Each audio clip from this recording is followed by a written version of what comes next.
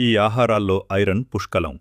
శరీరంలో ఐరన్ లోపాన్ని అధిగమించేందుకు కొన్ని ఆహార పదార్థాలను తీసుకోవాలని ఆరోగ్య నిపుణులు చెబుతున్నారు. మునగాకు, ఎర్ర కందిపప్పు, రాజ్మా, నువ్వులు, బెల్లం, పాలకూర, మునగాకు పొడిలో ఐరన్ ఉంటుంది. రాజ్మాను టమాటాతో కలిపి తీసుకోవచ్చు.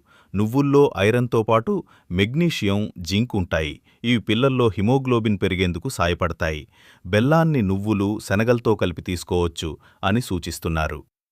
Please do subscribe for more informative videos.